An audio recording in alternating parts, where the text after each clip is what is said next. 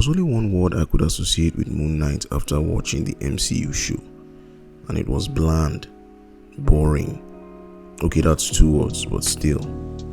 Watching the 6-episode show that Disney released in 2022 left me feeling as unsatisfied as a bad meal. But why? The character of Moon Knight to me is one that deserved so much more than what we got in the TV show. But before we go on, don't forget to subscribe to the channel and turn on that notification bell for more updates. Now, many people might see Moon Knight and think of Batman, but he's much more complex than that. Moon Knight, created by Doug Mensch and Don Perlin, first appeared in Werewolf by Night issue 32 as a mercenary hired to kill a werewolf. His design was created with a silver theme because of the werewolf's susceptibility to silver bullets. After the editors liked the character, he was given a solo story, and through the years, we've gotten much more exposition on who Moon Knight is as a character. Who is Moon Knight? Moon Knight, aka Marc Spector, is an anti-hero in Marvel Comics who acts as the avatar to Khonshu, the god of the moon. He was a mercenary left for dead until Khonshu revived him and made him his avatar. A distinctive feature of Moon Knight is the fact that he has Dissociative Identity Disorder, a personality disorder that is characterized by the presence of 2 or more distinct and complex identities or personality states.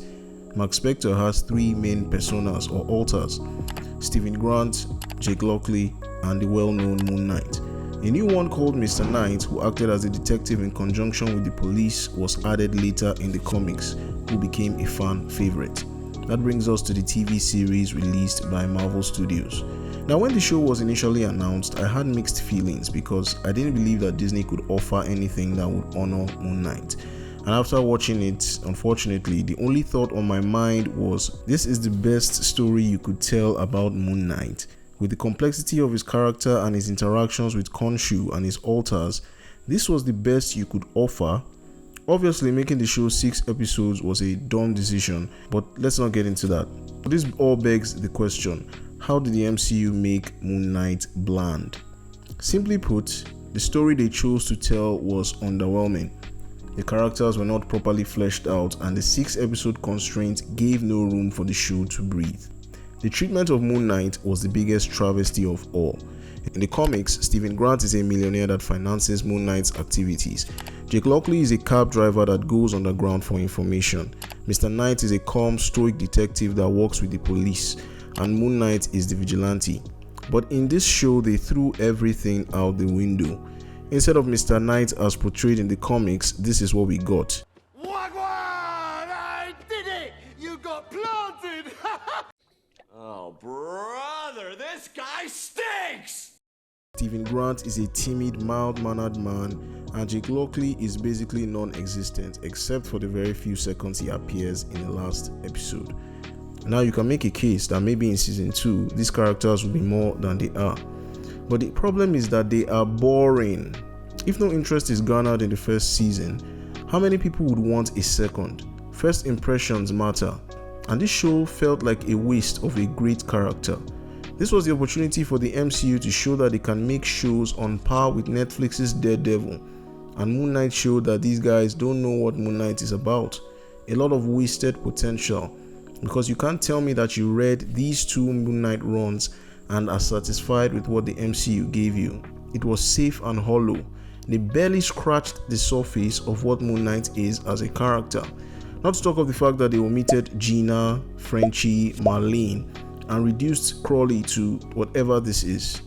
I don't understand why Arthur Harrow was chosen as the villain of this show. He didn't do much for me because he was just another cult leader. His motives of purging the world of all the bad people made no sense to me. The gods in this show were not represented well at all. The whole trial scene was poorly written. Some of the fight scenes were done very well, but overall there was really no interest from me because the fights mostly go like this.